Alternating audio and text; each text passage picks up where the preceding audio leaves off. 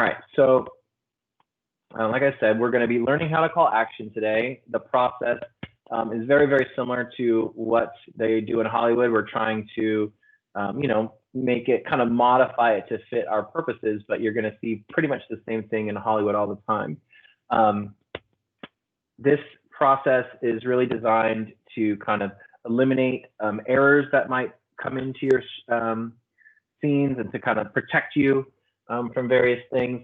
One of the things that we have in class is we have our class set of slates, which obviously you guys probably don't have a slate. If you have a slate, awesome. But if you don't, I have a couple free alternatives for you. And if you look in the Teams host section, you'll see this section here called Slate. And I found, let me pull it up here. I found an app that's for a free app for Apple devices that you can use to Slate.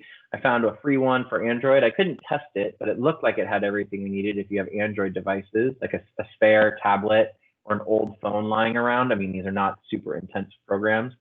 I found a paper, I made a paper slate that you can print out and use. And then I also put a link to a real slate at Amazon for 15 bucks if you really want to, but definitely don't do that if you don't want to. Paper and the apps work just fine. So I'll show you I have this old little iPad mini that someone gave me. And here's the, there we go. Here's the slate. And you can even you click the little volume button and it'll make a little beep, and then sometimes an ad pops up, but pretty rare. And you can adjust your take numbers and your shot numbers just by kind of slap. And what's awesome is it automatically resets the takes when you adjust the shot number. It resets the takes, which is pretty cool. It's got your time. You can put your production name and your frames per second and all that stuff on the digital app, which is cool. I printed, like I said, I made a paper one. And what you can do is you can either just print this out and use pencil and then just erase the things as you go. Another option would be to slip it into like a clear binder protection sheet, and then you can use like an expo marker and just wipe it off as you go. Either of those ones work. If your printer doesn't work, you can just kind of recreate this with Sharpie on white paper and then just use pencil around it as you go. And those are all very good options. So the first thing you got to do when you call action is you got to set your slate up. And so there's a couple parts to a slate. First, you have the production name up here at the top, which we were using Calvin before for our examples, and we were making a movie called his friends, they call themselves the Duck Bros. So I made that the name of my movie, Duck Bros. On a slate, you have the roll, which when you are filming on actual film, you have multiple canisters and rolls of film. And so you would mark each of those with a number, and then you would put that here. So you know that, we put that on roll 5, and then we can go find it. Digitally, if you're shooting with a DSLR camera like at school, then people typically number their memory cards if they have multiple memory cards they're going to shoot with. And so you'd have memory card 1, 2, 3, or you can do ABC, or some people even write 64 gigabyte card, 32 gigabyte card if you have multiple sizes.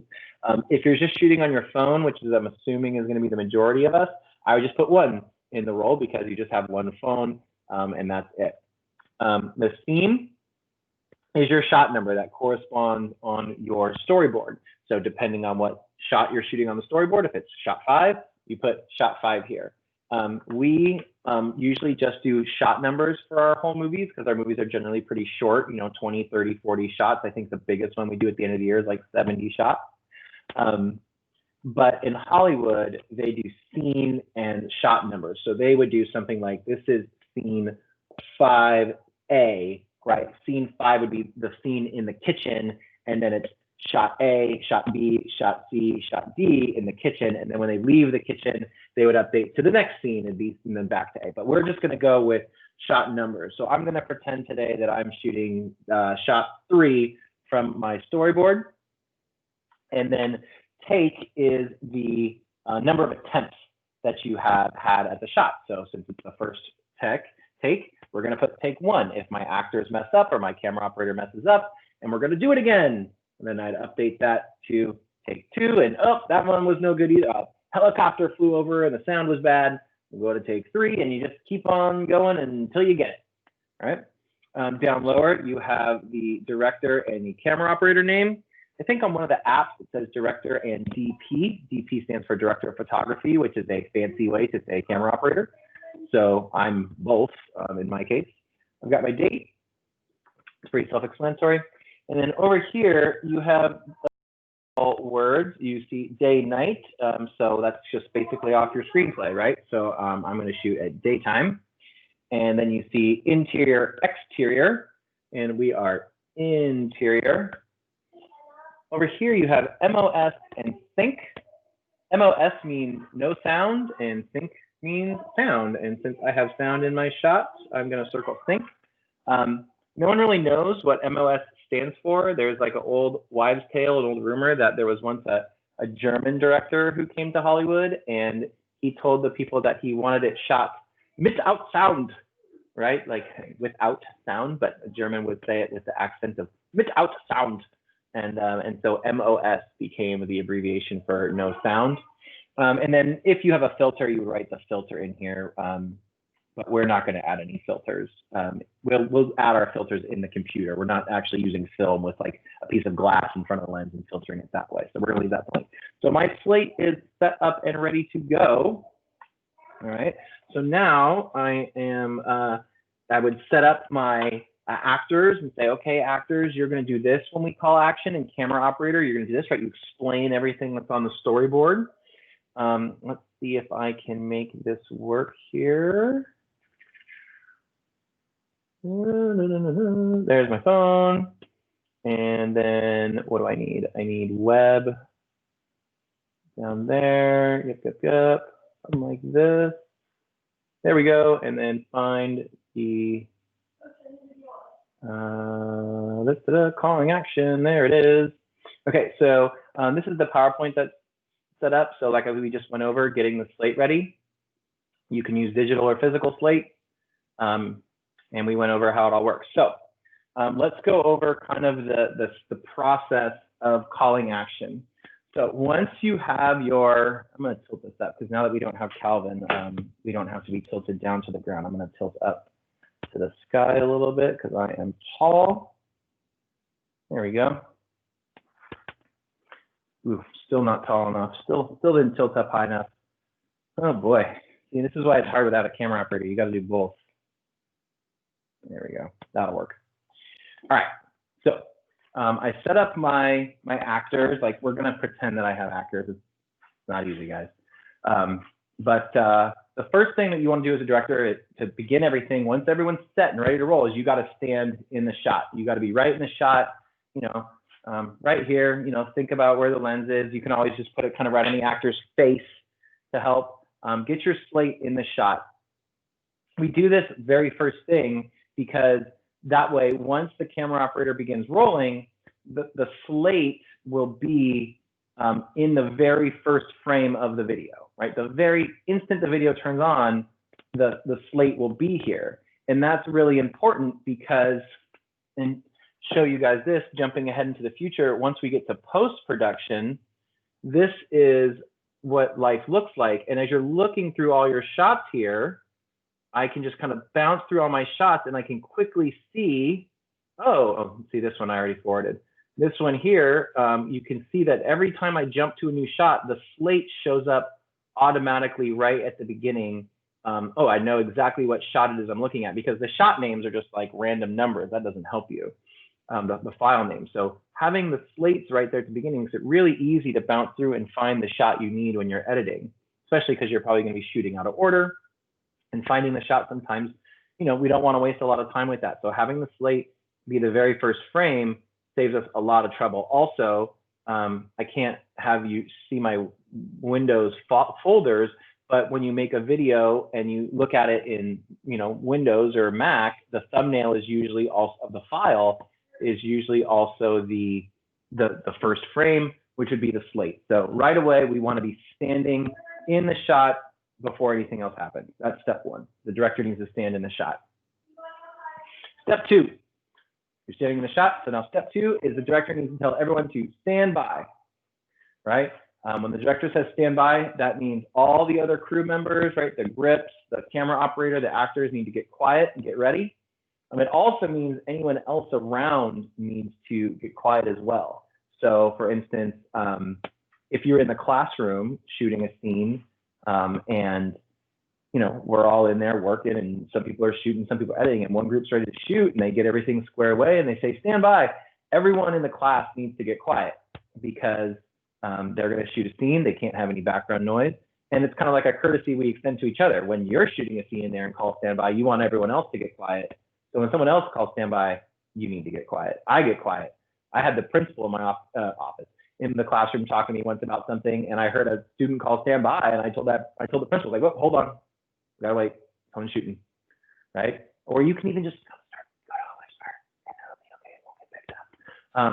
just in shots only take 5-10 seconds. So, just stand by, get quiet for that few seconds because they're getting ready to shoot. Don't call stand by until you're actually ready to shoot though, until you're ready to go. So I'm in the shot, I say, stand by. The next thing I need to do as a director is to call roll it.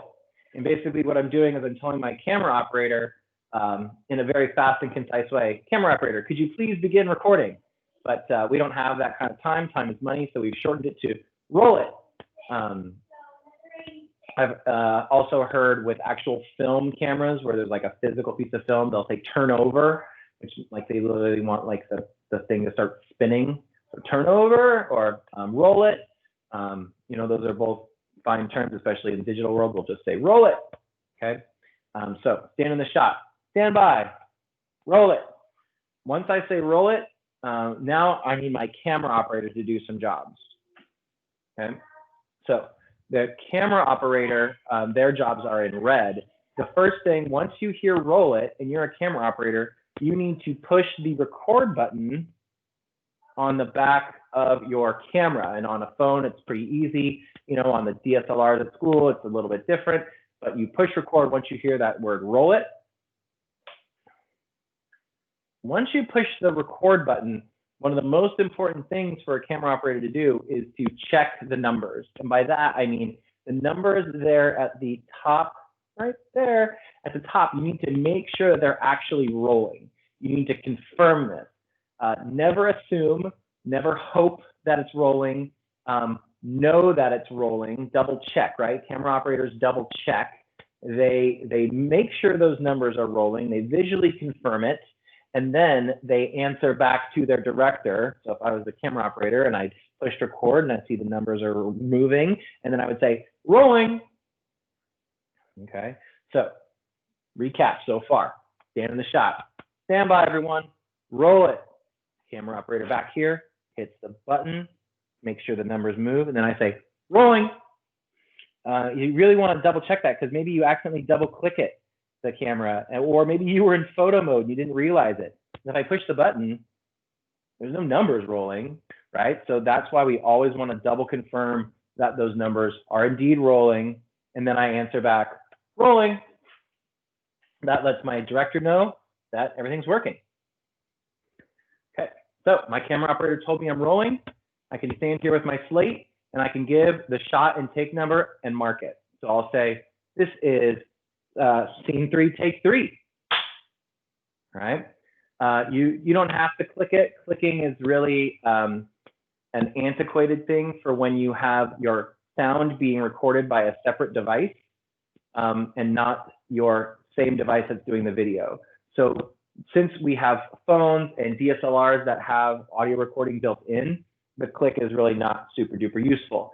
If you are doing non-sync sound, like sometimes you'll see DVTV, they will have their phones as a microphone to interview a coach because the gym is very loud.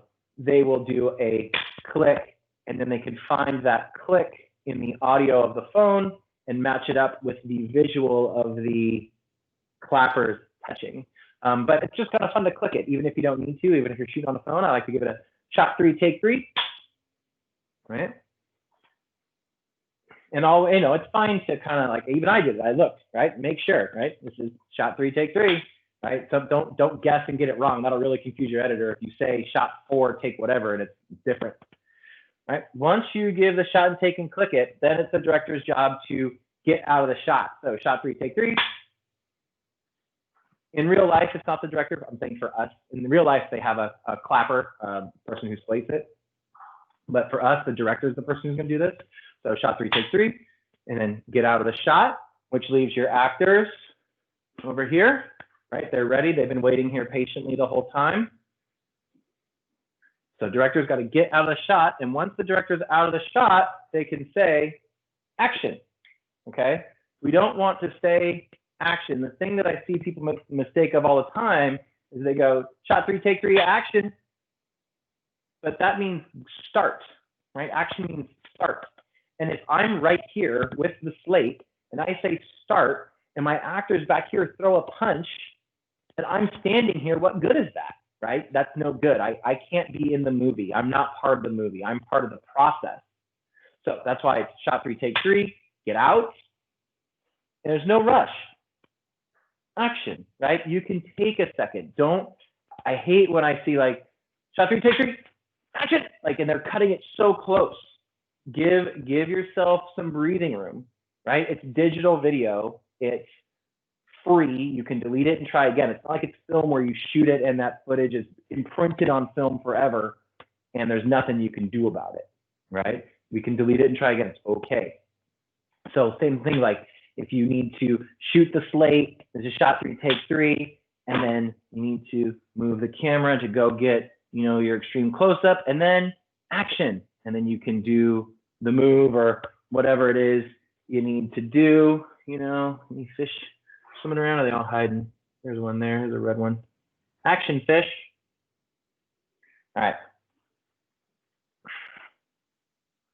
So we call action once we're out of the shot. We don't want to be in this shot at all. Call action.